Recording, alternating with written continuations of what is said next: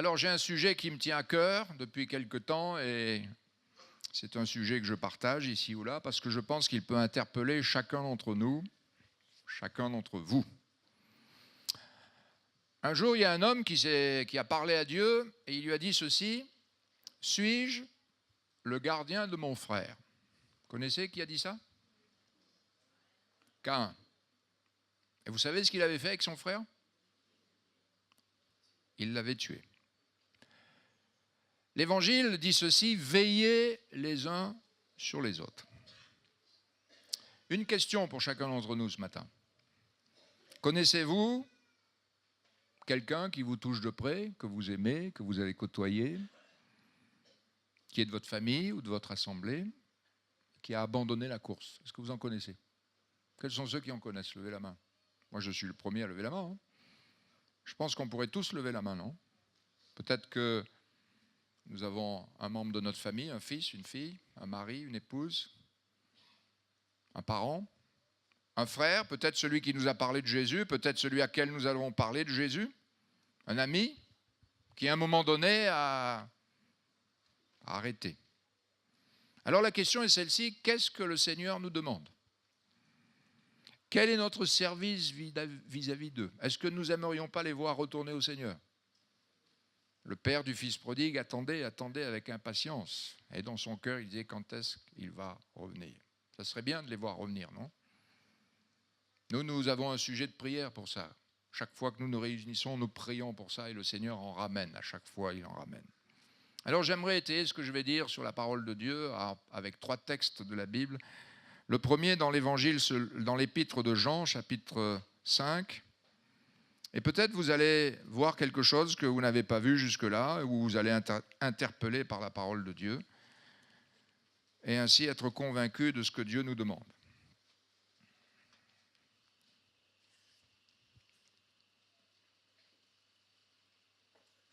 Première lettre de Jean, chapitre 5, verset 16. Vous avez trouvé? 1 Jean 5, 16. On va afficher le texte. Si quelqu'un voit son frère commettre un péché qui ne mène point à la mort, qu'il prie, et Dieu donnera la vie à ce frère. Il donnera à ceux qui commettent un péché qui ne mène point à la mort. On va laisser le texte. C'est intéressant, on peut le relire ensemble? Est-ce que vous voulez le relire avec moi, s'il vous plaît? 2, 3. Si quelqu'un voit son frère commettre un péché qui ne mène point à la mort, qu'il prie et Dieu donnera la vie à ce frère. On va réfléchir sur ce simple verset 16. Il est dit si quelqu'un. L'apôtre Jean s'adresse à qui là? Il s'adresse aux chrétiens, aux enfants de Dieu. Il dit si quelqu'un, si toi, moi, lui, l'autre là, si quelqu'un. Donc chacun est interpellé, chacun est concerné, chacun est sollicité, chacun est mandaté de la part du Seigneur. Quelqu'un voit, il faut voir, le visuel. Non seulement on peut voir de nos yeux, mais Dieu peut nous permettre Dieu peut nous montrer. Il faut faire attention entre ce qu'on voit et ce qu'on entend. Des fois, on entend beaucoup de choses. Ça, à La Réunion, on appelle ça du l'a dit, l'a fait. Maintenant, on peut entendre. Un jour, l'apôtre Paul a entendu quelque chose au sujet d'une église. Mais il a cité la source. Si tu entends quelque chose, tu prends avec toi cette personne avec laquelle tu as entendu, parce qu'il faut citer la source. Et celui qui a entendu doit être à la hauteur de pouvoir dire oui, voilà ce qui est vrai. Un témoignage vrai, parce que la Bible dit tu ne porteras pas de faux témoignages. On doit voir qui? Comment il s'appelle ce quelqu'un qui voit? Il voit qui?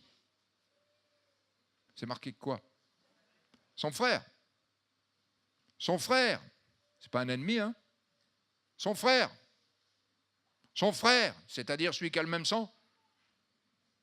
Celui qui est membre de la même famille, qui a le même père, qui a la même filiation. Il y a donc quelque chose là. En fin de compte, c'est l'amour qui ne veut pas perdre. Est-ce que nous touchons déjà une réalité ce matin? Le frère qui s'est éloigné, la personne qui s'est éloignée, ce n'est pas un monstre, c'est ton frère. ton frère, il y a eu des circonstances. Parce que derrière, il y a le malin qui veut tout casser, mais c'est ton frère. Qu'est-ce qu'il a fait, ton frère? Il a fait quelque chose de terrible. Qu'est-ce qu'il a fait? Il a fait quoi? Il a commis un péché, une action que tes yeux ont vue, puisque si tu vois ton frère, si tu vois, il a commis quelque chose. Nous ne sommes pas, nous, des pharisiens qui scrutons les gens pour essayer de les prendre en défaut et puis les mettons sur Facebook, les mettons sur telle ou telle radio pour salir. Nous ne sommes pas des pharisiens, nous. Parce que l'amour, il cache. Commettre un péché, une action. Un péché, c'est toujours grave aux yeux de Dieu. La religion a essayé de donner des valeurs au péché, péché mignon, péché véniel, péché capitaux. Non, le poison, c'est le poison, une goutte ou un litre, ça vous tue. Hein. Il est dit un péché qui ne mène pas à la mort. Or, la Bible dit que le salaire du péché, c'est la mort. Mais il est dit un péché qui ne mène pas à la mort. Qu'est-ce que ça veut dire?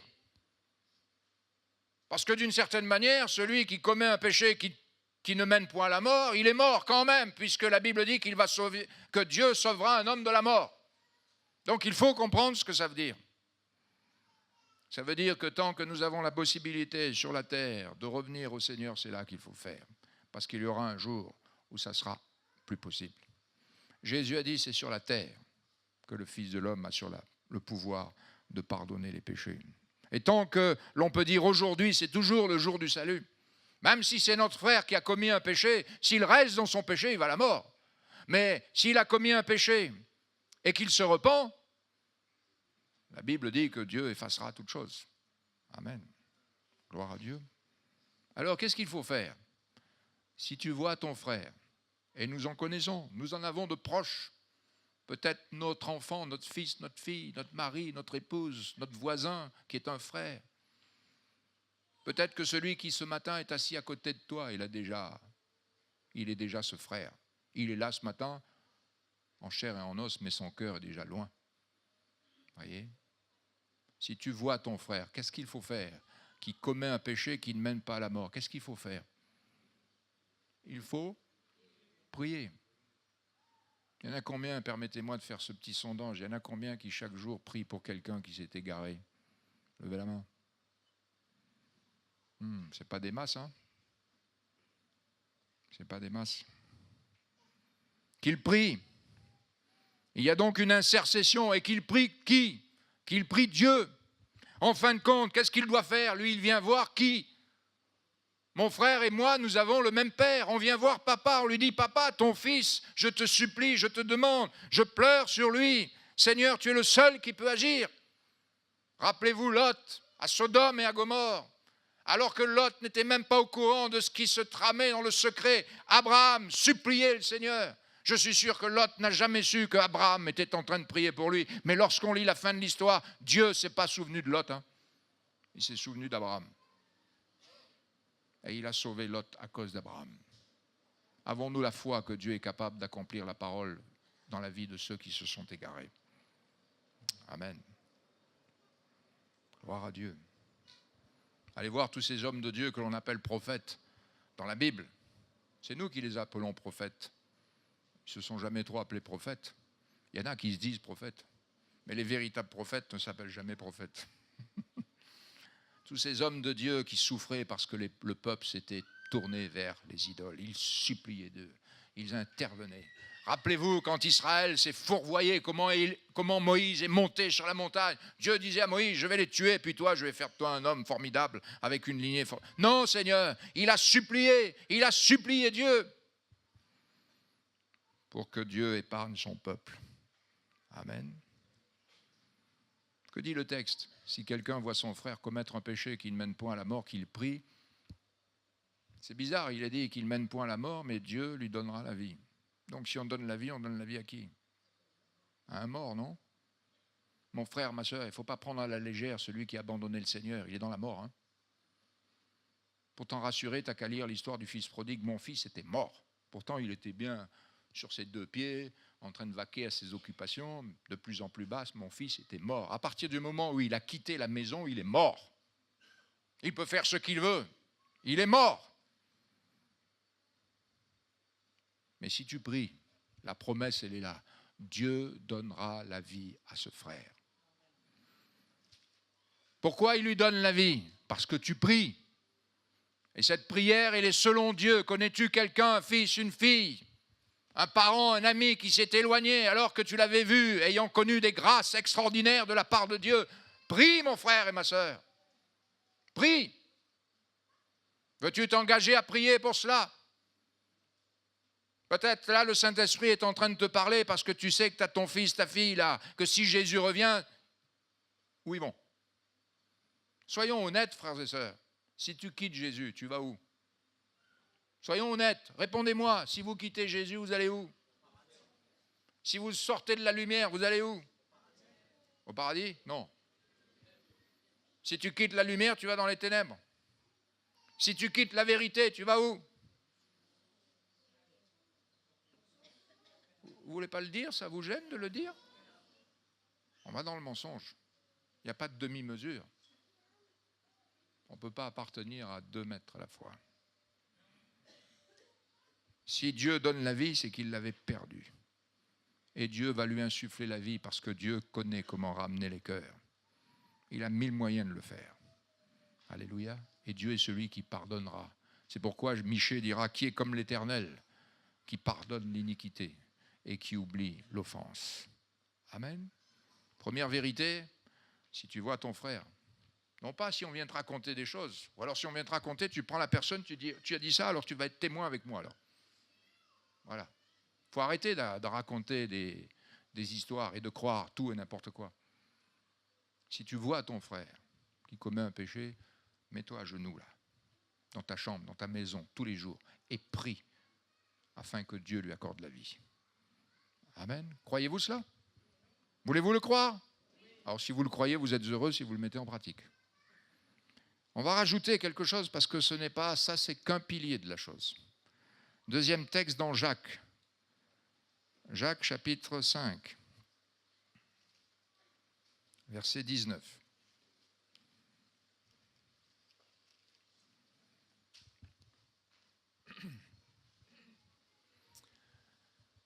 Mes frères, si quelqu'un parmi vous s'est égaré loin de la vérité et qu'un autre l'y ramène, qu'il sache que celui qui ramènera un pécheur de la voie où il s'était égaré sauvera une âme de la mort et couvrira une multitude de péchés. Amen. On peut relire ça ensemble? Allez, 2, 3. Mes frères, si quelqu'un parmi vous, tout le monde ne lit pas là, hein? On y va, 2 et 3. Mes frères, si quelqu'un parmi vous s'est égaré loin de la vérité et qu'un autre l'y ramène, qu'il sache que celui qui ramènera un pécheur de la voie où il s'était égaré ramènera une âme de la mort et couvrira une multitude de péchés. Oui, amen. C'est la suite de ce que nous avons lu dans l'esprit. C'est la suite. Mes frères, verset 21.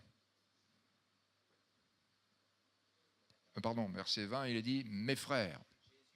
Verset 19.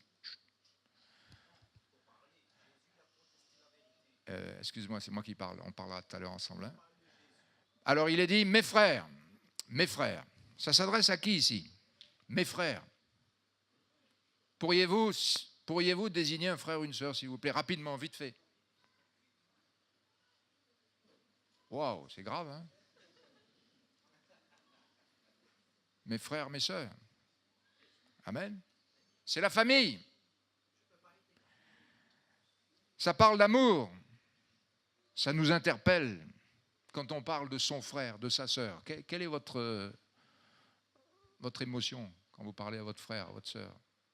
Moi, j'ai perdu un de mes frères dernièrement, l'année dernière, j'ai perdu un de mes frères. Difficile. C'est mon frère. C'est pas le voisin. C'était pas un citoyen lambda, c'était mon frère. Mon frère. Ici, mes frères, c'est comme si Jacques dit, hé, frère, sœur, il y a un état d'urgence ici, là. On ne peut pas faire n'importe quoi. On ne peut pas s'amuser, faire n'importe quoi, alors qu'il y en a un qui est en train de mourir. C'est pas possible. Si quelqu'un, parmi vous, pas à côté, pas un inconverti, parmi vous. Donc, parmi les frères, qu'est-ce qu'il y a? Des frères. Si quelqu'un parmi vous, au sein de l'Église, s'égare, qu'est-ce que ça veut dire s'égarer? Il se perd, il s'éloigne de la vérité, n'est-ce pas? Puisqu'il est dit, il le ramènera, sauvera, il est dit, un pécheur loin de la voie où il s'était égaré, loin de la vérité. Donc quand on s'éloigne loin de la vérité, on va près du mensonge, frères et sœurs. Il n'y a pas de milieu. La Suisse, pays neutre, ça n'existe pas dans la vie spirituelle.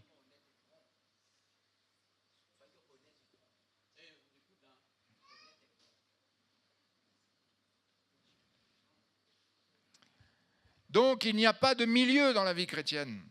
Il n'y a pas de milieu. Il s'égare loin de la vérité, s'égare loin de Jésus. Donc quand on s'égare loin de la vie, on va où? On va dans la mort. Et il y a tellement de situations aujourd'hui qui peuvent nous égarer, non? On s'égare des fois par des fausses doctrines. J'aimerais faire une petite parenthèse ici. Le frère Rupi certainement sera d'accord avec ce que je vais dire. Toutes les fausses doctrines chrétiennes aujourd'hui ont pour base la Bible. Toutes. Je répète, ça va vous étonner, toutes les fausses doctrines aujourd'hui ont pour base la Bible. Tous ceux qui viennent avec la Bible, avec les fausses doctrines, viennent en disant « il est écrit ». C'est diabolique. Le diable est venu avec Jésus en disant « il est écrit », non? Il n'est pas venu avec Shakespeare, il n'est pas venu avec le petit Albert ou le grand Albert. Hein. Il est venu avec ça. Et dans Matthieu, il est bien mentionné à un moment donné, il est écrit. Le problème, frères et sœurs, c'est à notre niveau. Nous devrions, nous, aller plus loin dans l'enracinement et dans l'édification et dans le fondement. Nous devrions savoir ce qui est écrit. Parce que si nous ne savons pas ce qui est écrit, c'est dramatique. Mais nous devrions savoir aussi, il est aussi écrit. Amen. Quand le diable est venu voir Jésus en disant il est écrit, Jésus lui a dit il est aussi écrit. Alléluia.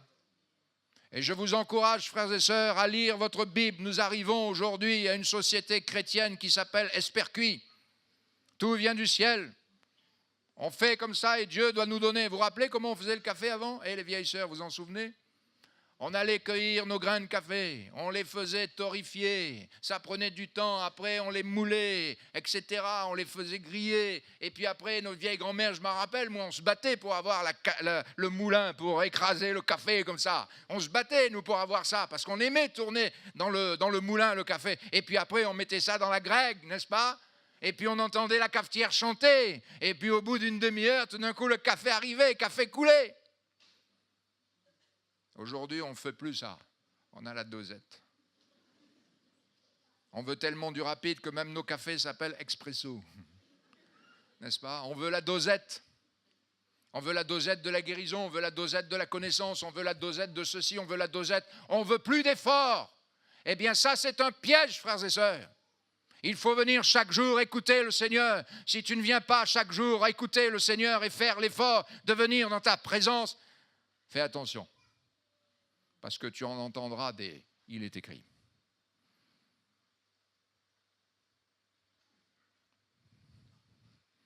Revenons à la parole de Dieu. Et sachons savoir aussi, il est aussi écrit. Amen.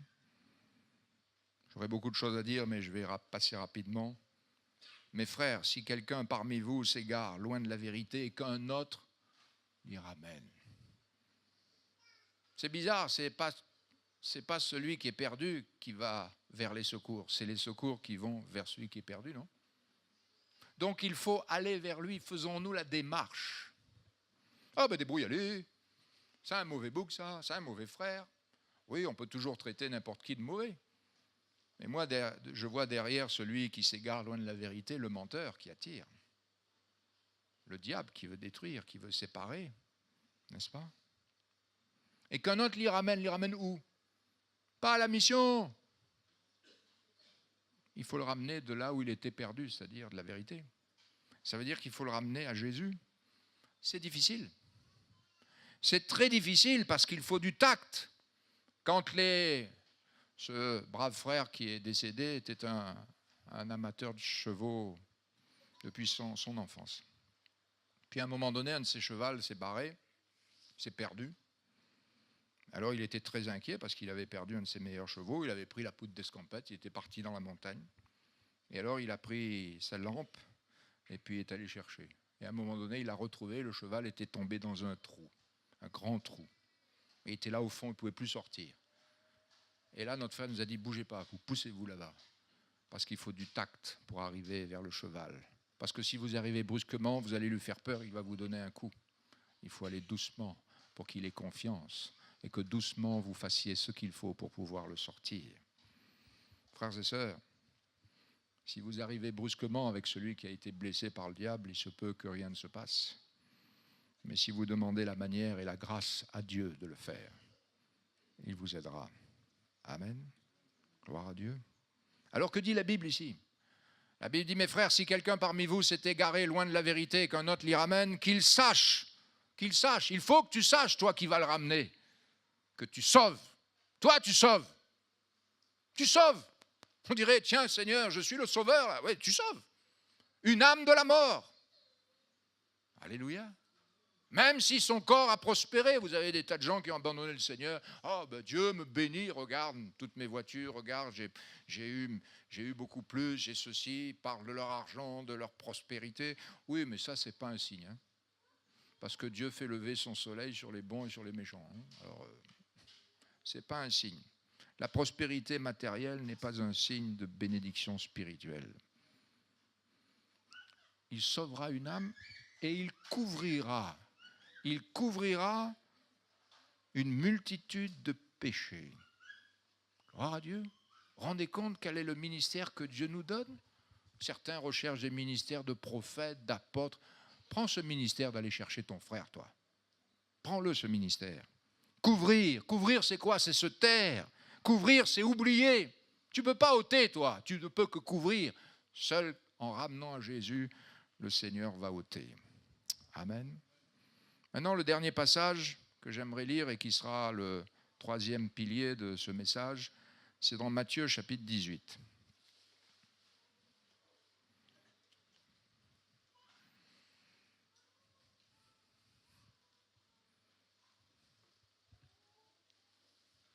Matthieu 18, verset 15.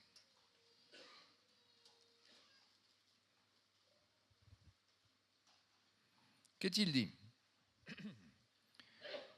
Si ton frère a péché, va et reprends-le entre toi et lui seul. S'il t'écoute, tu as gagné ton frère. S'il ne t'écoute pas, prends avec toi une ou deux personnes afin que l'affaire se règle sur la déclaration de 2 ou 3 témoins. S'il refuse de les écouter, dis-le à l'Église. S'il refuse d'écouter l'Église, qu'il soit pour toi comme un païen, un publicain. Je vous le dis en vérité, ce que vous lirez sur la terre sera délié dans le ciel, et ce que vous délierez sur la terre sera délié dans le ciel. Je vous le dis encore, si 2 d'entre vous s'accordent pour demander quelque chose sur la terre, elle leur sera accordée, etc. Car là où 2 ou 3 sont assemblés en mon nom, je suis au milieu d'eux. Amen. Gloire à Dieu. Si ton frère, tiens, c'est bizarre, on retrouve encore le frère. On retrouve encore, ça fait dans 3 textes, on retrouve le frère. C'est pas le grand criminel, c'est pas le grand pécheur, c'est pas celui qui a fait ceci ou cela, c'est ton frère. Ton frère a péché, donc il a fait ce qui est mal, si ton frère a péché. Ça parle de la famille, ça parle du même père, il y a un lien affectif. Et le péché brise toujours la communion, qu'on le veuille ou non. Quand vous avez malheureusement des chrétiens qui ont fait fausse route, il y a quelque chose qui s'est brisé entre eux et nous, non? Même si on peut se taper dans la main, boire un coup, mais il y a quelque chose spirituellement qui s'est cassé, qu'on le veuille ou non. Il est dit, va. C'est une démarche difficile. Lui ne viendra pas. Va avec un objectif. Va pas pour boire le café, simplement. Va pas pour parler d'une chose ou d'une autre. Va parce que tu as une mission de la part de Dieu. Va et reprends-le. Ah, ça c'est compliqué. Reprends-le. J'ai essayé de comprendre ce que voulait dire ce mot reprendre. C'est fort, très fort. Il est dit, reprendre, c'est parler avec des paroles pour qu'il en ait honte. Amener avec conviction à la lumière par la parole. C'est blâmer sévèrement, c'est montrer la faute, exiger une explication, une repentance. N'est-ce pas ce que Jésus fait?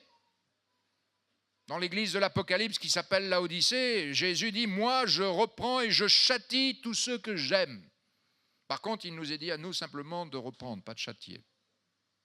Châtier, c'est Dieu, n'est-ce pas? Vous faites comme ça dans votre famille? Si vous avez 4-5 enfants, qu'il y en a un qui frappe l'autre en disant « Oui, mais il a mal fait. » Non, non, non, tu peux lui dire qu'il a mal fait, mais c'est moi qui corrige. Parce que je suis le papa. Toi, tu n'as pas le droit de corriger. Tu n'as qu'à lui dire « Oui, tu as mal fait, mais c'est moi qui corrige. » C'est pareil dans la famille de Dieu, c'est Dieu qui châtie. Nous avons simplement la nécessité de reprendre. Et que dit la Bible? En Proverbe 28-23, il est dit « Celui qui reprend les autres trouve ensuite plus de faveur que celui dont la langue est flatteuse. » Particulier, hein? Vous connaissez ce verset? Je vais vous le relire. Hein? Proverbe 28-23. Celui qui reprend l'autre trouve ensuite plus de faveur que celui dont la langue est flatteuse. C'est vrai ça. Si vous faites une erreur, quelqu'un vous dit « Ah, t'inquiète pas, nous les frères », à la fin vous dites « T'es pas gentil, tu aurais pu me dire quand même. » Tandis que quand vous avez quelqu'un qui vient vous dire « Hey, frère, ce que tu fais là, c'est pas bien. »« Ouais, écoute. » Oui, mais après on dit « Heureusement que tu es venu me voir. Heureusement que tu m'as dit. » Il est dit « Reprends-le entre toi et lui. » Tête à tête. Quel est le but? Le but, nous l'avons vu. S'il t'écoute. Ça veut dire que s'il t'écoute, si tu lui as parlé d'abord. Si tu veux qu'il t'écoute, il faut que tu lui parles. S'il t'écoute. Tu lui as dit quelque chose. Tu ne l'as pas critiqué, tu ne l'as pas jugé. Tu as parlé à son cœur et à sa conscience. Il t'écoute. Que dit la Bible? S'il t'écoute, ça veut dire que s'il t'écoute, il va te suivre. S'il t'écoute, il va revenir au Seigneur. Tu as gagné ton frère. Tu l'as gagné! Amen. Tu l'as gagné sur le diable. Tu l'as gagné sur la mort. Je me souviens de ce vieux pasteur américain que j'avais entendu lorsque j'étais très jeune, dans une assemblée où je passais. Il y avait un vieux prédicateur, il doit être au ciel maintenant, ce brave, c'était un Texan. Et il disait qu'un jour, dans son église, là, il y avait un gars, il avait une vie biscornue. Il avait plusieurs femmes. Et Dieu lui a révélé non seulement qu'il était comme ça, mais il a révélé aussi le nom des femmes. Le nom. Dieu a révélé au pasteur le nom des femmes. Alors bien sûr, il n'allait pas dire ça à l'église. Hey, vous là-bas, attention. Non, le micro, c'est pas fait pour ça quand même. Hein. Prêchons l'évangile. Par contre, il a salué tout le monde à la sortie, et puis le frère, ce brave frère en question, est passé. Alors, pasteur, ah, ça va bien, cher frère. Et cet après-midi, allez, 3 heures, je passe un coup chez toi, on boira le café, ok? Ah ouais, avec joie. Ok. Et le frère nous disait qu'il n'est pas allé manger, le pasteur n'est pas allé manger, il s'est tenu devant Dieu pour recevoir toute la grâce, pour parler à cet homme. Et puis à 15 heures, il est allé à la maison de cet homme. Bonjour, alors je viens boire le café. Je passe un petit coup vous voir. Entrez, pasteur. Il y avait la femme et tout. Alors ils sont entrés. Et puis à un moment donné, par un concours de circonstances, le frère pasteur s'est retrouvé seul avec cet homme. La femme était partie préparer le café. Le café. Et il a profité. Il dit, frère, tu es comme ça, et voilà le nom des femmes que tu fréquentes. 1, 2, 3. Il lui a cité les 3 noms. Le gars, il s'est effondré. Il a dit, oui frère, c'est ça. C'est ma vie, j'arrive pas à m'en sortir. Et le frère lui a dit, si tu veux, on va prier maintenant. Si tu es conscient de la chose, moi je suis venu là, pas pour boire le café. Je suis venu là pour boire, pour te ramener au Seigneur. Et pendant quelques moments, le frère a prié pour lui, l'autre, il a supplié à Dieu de le pardonner. Il a ramené le frère. Amen. Ce temps, combien de temps, je ne sais pas, quelques minutes est passé. Et ce frère en question a dit au pasteur, mais pasteur, excusez-moi, vous allez le dire à ma femme? Vous allez le dire à ma femme? Et le pasteur l'a regardé et dit, je vais dire quoi, s'il te plaît? Ben, ce dont on vient de parler. Mais on a parlé de quoi? Ben, frère, qu'est-ce que vous venez? Je sais pas ce qu'on a dit, moi. Je ne sais plus ce qu'on a dit, moi. Il avait compris que seul à seul, tête à tête, il avait gagné son frère. Alléluia. C'était fini. Mais que dit la Bible? S'il ne t'écoute pas. Toujours difficile, hein? S'il ne t'écoute pas, tu prends avec toi 2 ou 3 témoins. Pas besoin de les dire partout. Téléphone pas Freedom. S'il ne t'écoute pas, tu prends avec toi 2 ou 3 témoins, et là tu vas le voir, tu dis frère, il faut que tu reviennes au Seigneur, tu perds ton âme. Ce que tu fais là n'est pas bien. Le Seigneur aura compassion de toi, nous sommes là pour te tendre la main. Nous n'achevons pas les chevaux, nous ramenons les frères, nous les relevons. Que dit la Bible? S'ils refusent en plus d'écouter les témoins, alors dis-le à l'Église. C'est la 3e possibilité qu'offre le Seigneur pour relever encore. Dis-le à l'Église. Et l'Église tout entière, non pas va le sanctionner. Il n'est pas dit que l'Église le sanctionne. Mais l'Église doit parler en son cœur en disant, frère, nous sommes tous unanimes pour te tendre la main, pour que tu te repentes, te changes de conduite, reviens au Seigneur, il va te pardonner. C'est encore une possibilité, mais il a lui aussi la possibilité s'il refuse d'écouter l'Église. S'il refuse d'écouter l'Église, frères et sœurs, vous avez une certitude qu'il refuse d'écouter Dieu, puis c'est tout. Donc que voulez-vous faire? Il est considéré, ce n'est pas nous qui le mettons publicain, c'est lui qui se met dans cette situation-là. Païens comme ceux qui ne se sont jamais convertis et qui auront besoin de se convertir. Vous avez vu, à chaque fois, il est dit, va avec ton frère s'il t'écoute. Prends avec toi 2 ou 3 témoins s'il t'écoute. S'il écoute l'Église. Il n'est jamais demandé à l'Église de l'écouter. Non, il n'a pas besoin de venir plaider sa cause. Là. Il doit écouter lui. C'est à lui à écouter. Amen. Et Jésus mentionne une vérité que nous ne prenons jamais à cœur, c'est que là où 2 ou 3 sont assemblés, Jésus est au milieu d'eux. Et ce Jésus qui dit, parle-lui, ce Jésus qui dit, va vers lui, c'est un Dieu de miséricorde qui ne se lasse pas de pardonner. Et quand un pécheur se reprend, l'Éternel le relève. Alléluia. Alors, suis-je le gardien de mon frère? N'est-ce pas un sujet personnel important? Et Dieu est avec ceux qui prient. Gloire à Dieu. Je ne sais pas si ce message vous a interpellé ce matin, mais je le souhaite. Parce qu'il ne faut pas se voiler la face.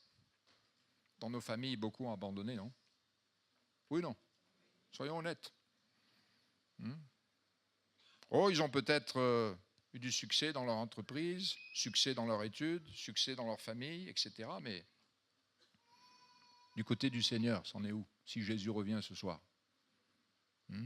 Vous imaginez vous retrouver dans le ciel avec Jésus, n'est-ce pas? Vous êtes à côté de Jésus avec les millions et les millions d'hommes et de femmes qui seront sauvés, des milliards qui seront sauvés, et puis vous serez à côté des Chinois, des Japonais, des Américains, des Congolais, du Kinshasa, d'Afrique du Sud, de l'Europe, de ceci, vous serez là, et puis vous aurez quelqu'un avec vous, et puis vous aurez la grande foule devant qui va être jugée devant le trône blanc, et puis à un moment donné, vous pousserez un peu votre frère à côté, vous direz, tu vois le 5e là-bas à droite, là-bas? Ouais, je vois, ouais, c'est qui? Ben, c'est mon fils. Tu vois, celle-là, là-bas, c'est ma femme. Tu vois, celui-là, là-bas, c'est ma fille. On va prier?